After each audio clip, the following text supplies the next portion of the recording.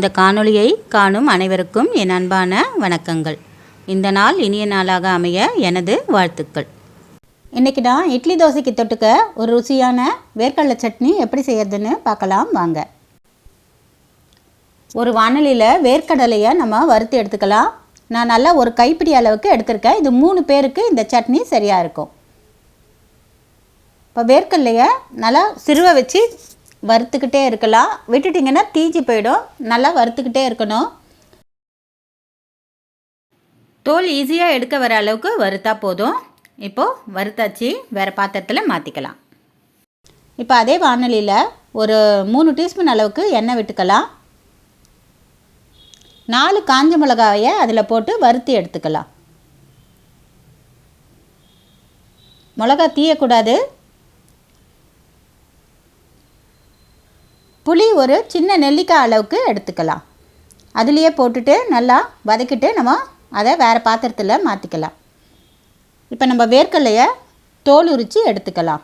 வேர்க்கடலை ஆறிடும். ஆறினதுக்கப்புறமா நம்ம தோல் உரித்து எடுத்துக்கலாம்.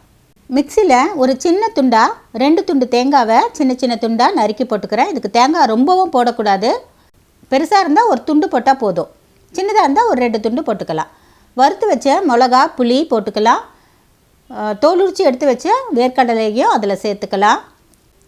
சட்னிக்கு தேவையான உப்பு போட்டுக்கலாம். ஒரு 1/2 டீஸ்பூன் உப்பு போட்டிருக்கேன்.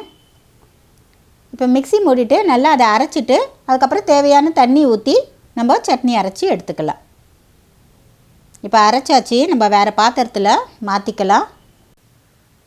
வேறு பாத்திரத்தில் மாற்றிட்டு அதுலேயே கொஞ்சம் தண்ணி ஊற்றி கலந்து ஊற்றிக்கலாம்.